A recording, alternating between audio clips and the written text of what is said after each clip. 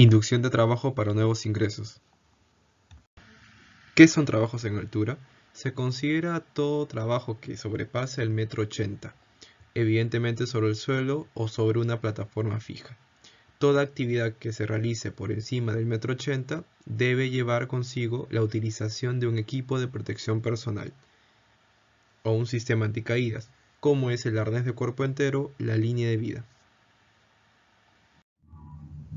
En cuanto al alcance normativo, vamos a encontrarnos una serie de normas o estándares en las cuales nos podemos acoger voluntariamente y en algunos casos, tratándose de normas o leyes a nivel nacional, de forma obligatoria.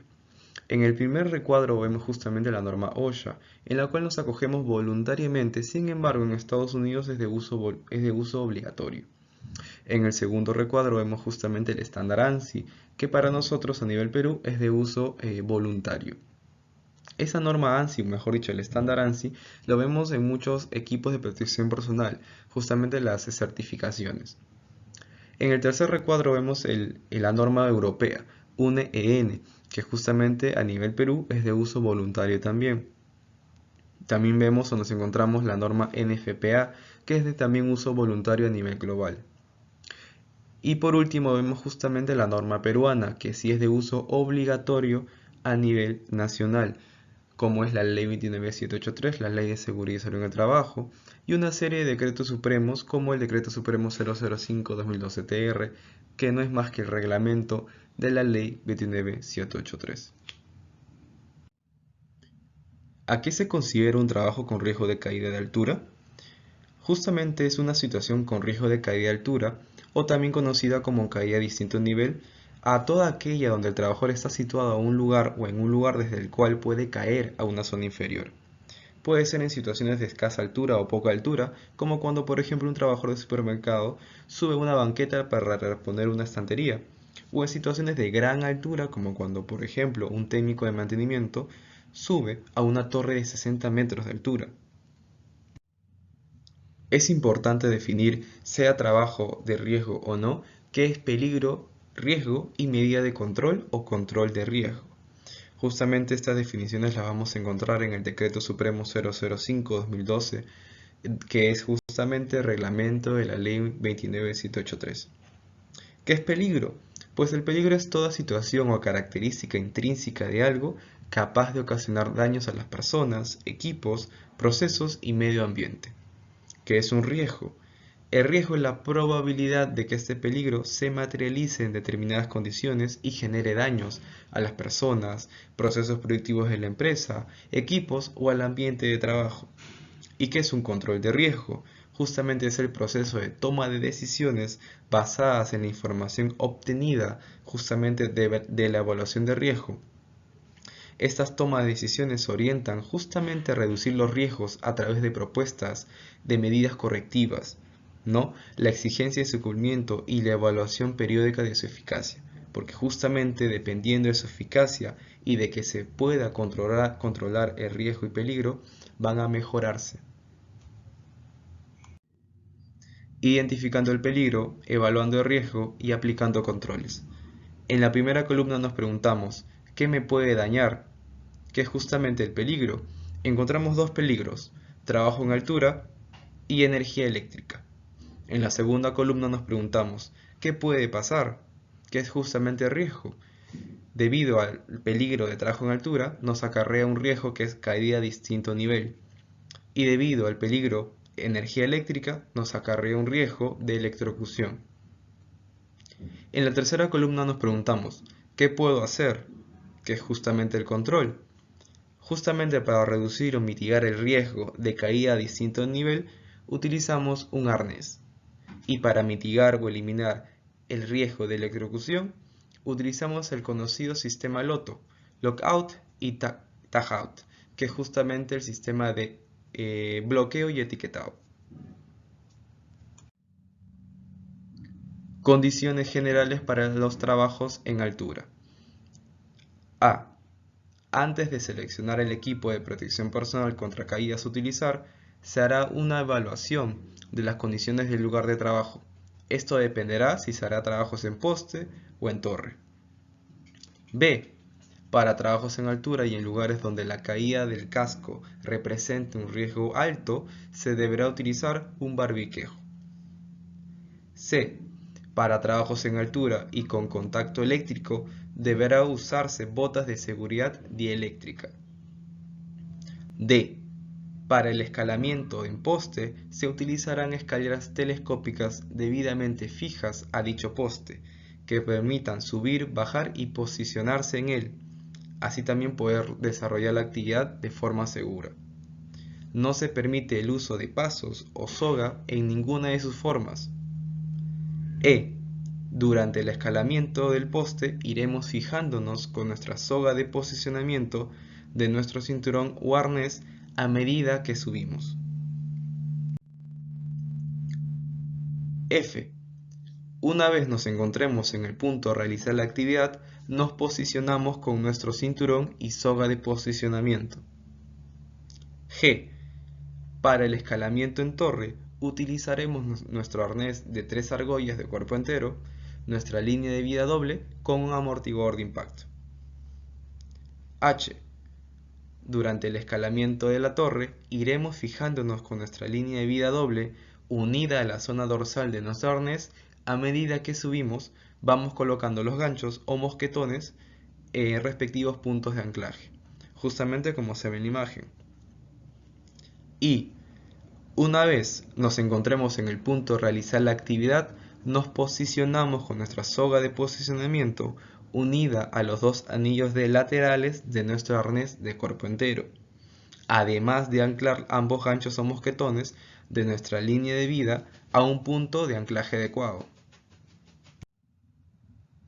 Uso de escalera telescópica. Vemos la manera correcta y la manera incorrecta. En la manera correcta vemos que no se extiende más allá de su alcance, posee un agarre firme, el técnico está utilizando, el trabajador está utilizando zapatos con suela antideslizante, los peldaños están limpios, se mantiene un traslape adecuado dependiendo también de la longitud de la escalera, se verifica la escalera, es decir, se realiza una inspección previa a la escalera telescópica, se solicita ayuda dependiendo de la necesidad del técnico, zapatas antideslizantes de la escalera, se utiliza un ángulo correcto, es decir, de 75 grados, y una superficie firme, ¿no? Se coloca la escalera en una superficie firme. La manera incorrecta, como vemos, hay peligro de electrocución porque justamente se encuentra cerca o en contacto con un cableado, se extiende justamente la escalera más allá de su alcance, no existe un agarre firme sobre la escalera. Justamente se ve que se está parando el trabajador sobre el segundo peldaño y ustedes saben que no se debe utilizar los dos últimos peldaños. Está utilizando un zapato con suela de hule, no se está teniendo un traslape adecuado, los peldaños están dañados y la superficie justamente no es la adecuada, no está uniforme para poder colocar la escalera. Son justamente estas condiciones las que generan probables accidentes de caída. Uso del arnés de cuerpo entero. Como vemos en pantalla, son justamente 6 imágenes correspondientes a los 6 pasos para poder utilizar un arnés de cuerpo entero de manera adecuada. En el primer paso justamente vemos una imagen en la cual debemos sostener el anillo de posterior de la zona dorsal sacudiendo el arnés para permitir que todas las cintas caigan en su lugar. Segundo paso, si las correas del pecho, piernas y cintura están abrochadas, desabróchelas y suéltalas en ese momento. Tercer paso, colocar los hombros de manera que el anillo D quede a la mitad de la espalda entre los omóplatos. Cuarto paso, tire una de las cintas de las piernas pasándolas entre estas y conecte el herraje al herraje entre la cadera del mismo lado. Repita la operación con la otra correa para las piernas. Quinto paso, conecte la cinta del pecho y acomódela en el área media del pecho. Apriétela para mantener apretadas la cinta de los hombros. Sexto paso, una vez habiendo abrochado todas las cintas, apriételas de manera que el arnés quede apretado pero permita una amplitud de movimiento completa. Primeros auxilios. Todos podemos tener un accidente. La formación y organización de los primeros auxilios no es más que una manera de prepararse para actuar ante situaciones excepcionales. Se entiende por primeros auxilios el conjunto de actuaciones o técnicas que permitan la atención inmediata de un accidentado, hasta que llegue la asistencia médica profesional para que las lesiones sufridas no empeoren. Justamente vamos a proporcionar consejos generales de primeros auxilios. Primero, conservar la calma. No debemos perder los nervios justamente porque esto puede empeorar la situación. No es básico mantener la calma para evitar errores irremediables como posiblemente agravar la salud o situación del accidentado. 2. Evitar aglomeraciones. No se debe permitir que el accidente se transforme en un espectáculo. 3. No mover al herido.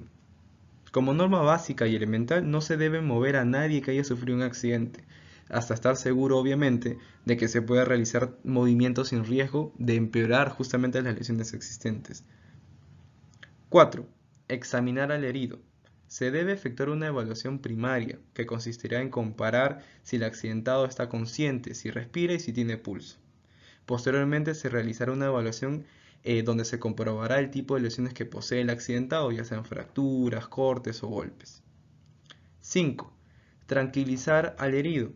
Los accidentados suelen estar asustados, desconcertados y desconocen las lesiones que sufren, y justamente necesitan a alguien en quien confiar y en momentos de angustia.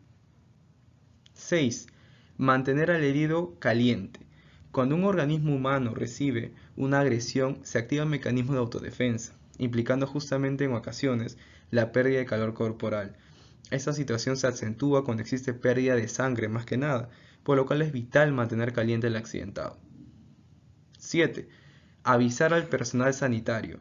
Una vez realizada la evaluación del accidentado, se avisará a los servicios de emergencia, como bomberos, por ejemplo, o entre otros. No medicar. No se debe dar ningún tipo de medicamento al accidentado sin previa evaluación médica o recetado por algún médico.